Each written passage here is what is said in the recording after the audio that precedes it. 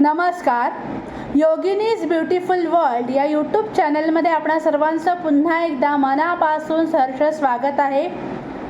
आमच्या संकुलाचे सभासद श्री संतोष महादेव केळकर यांनी व्हॉट्सॲपवरती एक सुंदर अशी पोस्ट पाठवलेली आहे. तर त्या व्हिडिओच्या माध्यमातून मी आपणा सर्वांपर्यंत पोहोचवू इच्छिते. तर त्यासाठी आपण सर्वांनी हा व्हिडिओ शेवटपर्यंत बघावा अशी माझी आपणा सर्वांना नम्र विनंती. त्या पोस्टचं शीर्षक आहे ते हरवलेले जादुई शब्द. अल्ला मंतर कोल्हा मंतर छू, कोल्ह्याची आई कांदा खाई, बाळाचा बाऊ बरा होई. तुम्हाला आठवतंय जेव्हा कधी तुम्ही लहानपणी खेळताना पडलात, रडायला लागलात किंवा कोणत्या तरी वस्तूमुळे तुम्हाला लागलं तर आई बाबा तुम्हाला जवळ घ्यायचे आणि कोणत्या तरी दिशेला बोट दाखवून म्हणायचे काही झालं नाही, तो बघ उंदीर पळाला. आणि आपणही त्या नसलेल्या उंदराकडे बघत लागलेलं विसरून जायचो आणि पुन्हा खेळायचो. किंवा ज्या वस्तूमुळे लागलं त्या वस्तूला आई बाबा हळूच चापट द्यायचे आणि त्या जागेकडे अथवा वस्तूकडे डोळे वटारून, हाट रे, आमच्या सोनूला मारतोस काय? आणि असं म्हटल्यावर आपल्यालाही आनंद व्हायचा. वाटायचं की आपल्याला कोणी काही केलं तरी त्याला ओरडायला आपले आई बाबा आहेत आणि आपण ती जखम, ते दुःख विसरून जायचो. कधी आपल्याला काही लागलं किंवा चावलं आणि ते आपण आईबाबांना दाखवायला गेलो की त्यावर ते फू असं करून फुंकर मारायचे आणि म्हणायचे काही नाही, आता फू केलंय ना, मग बरं होईल ना ते. पण का कुणास ठाऊक जसजसे मोठे होत गेलो तसं आई बाबांना या शब्दांची आवश्यकता वाटेनाशी झाली. त्यांनी ते शब्द बोलणं बंद केलं आणि आपणही ते ऐकणं. मोठं झाल्यावर वाटायला लागलं की हा काय बालिशपणा होता तो, असं फू करून कधी जखम बरी होते का? पण खरं तर एवढं मोठं होऊनही आपल्याला त्या शब्दांची खरी ताकद कळलेलीच नसते. जखम फूनी नाही बरी व्हायची, तर त्या हळूवार फूमधल्या प्रेम, माया आणि विश्वासाने बरी व्हायची. खरं तर ते शब्द हे आपलं लक्ष त्या दुःखापासून विचलित करण्यासाठी असायचे. त्या शब्दांमुळे आपण सर्व दुःख विसरून पुन्हा एकदा तयार व्हायचो. जसे मोठे झालो तसे आपण सो कॉल्ड ओपन वर्ल्डमध्ये आलो. कॉलेज, नोकरी, स्पर्धा, करिअर, मान मरातब, पैसा या आणि अशा अनेक गोष्टींमध्ये गुरफटत गेलो.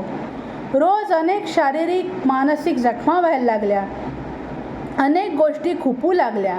धर्मवाद, जातीवाद, राजकारण, व्यसनं, भोंदूगिरी, गरिबी, गुंडगिरी, भ्रष्टाचार, कमिशनखोरी, उच्छृंखलता, दहशतवाद, जीवघेणी स्पर्धा लसके तोडायला लागली. रोज नवी आव्हानं समोर येऊ लागली. रोज नवनवीन कृत्रिम गरजांना बळी पडायला लागलो. पण दुर्दैवाने यावेळी काही झालं नाही. उंदीर पळाला, हाट रे, आमच्या सोनूला मारतोस काय?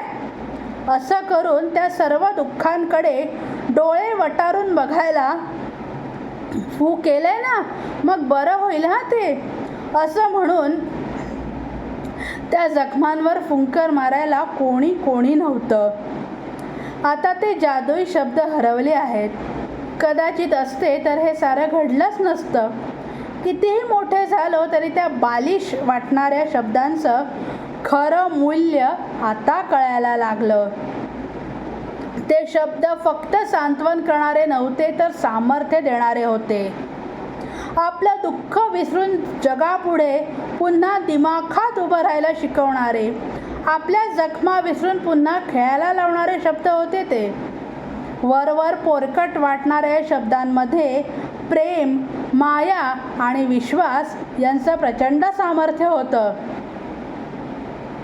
कधीतरी वाटतं की कितीही मोठे झालो आणि कितीही मोठं संकट आलं तरी जर का पुन्हा कोणी उंदीर पळाला, हाट रे, फू हे शब्द उच्चारले तरी सारी संकट, सारी दुःख पळून जातील त्या लहानपणच्या अदृश्य उंदराप्रमाणे. आणि पुन्हा दुसऱ्या दिवशी या नियतीशी दोन हात करायला पुन्हा एकदा आपण सर्व सज्ज होऊ. माणूस कितीही मोठा झाला तरी त्याला कधी ना कधी त्या फूची गरज पडतेच, अगदी आई बाबांना सुद्धा. एक फू सर्वांसाठी. तर अशी सुंदर अशी पोस्ट व्हॉट्सॲपवर पाठवल्याबद्दल मी श्री संतोष महादेव केळकर यांचे आभार मानते. हा व्हिडिओ शेवटपर्यंत बघितल्याबद्दल आपणा सर्वांचे मनपूर्वक धन्यवाद. व्हिडिओ आवडल्यास व्हिडिओला लाईक करा, कमेंट बॉक्समध्ये कमेंट करा, जास्तीत जास्त शेअर करा. चॅनेलवरती नवीन असाल तर चॅनलला सबस्क्राईब करायला विसरू नका आणि हो, बेल आयकॉनचे बटन दाबायला विसरू नका, कारण की मी जेव्हा कोणता नवीन व्हिडिओ चॅनलवरती अपलोड करेन त्यावेळेस त्याचे नोटिफिकेशन सर्वप्रथम आपणापर्यंत पोहोचतील. धन्यवाद.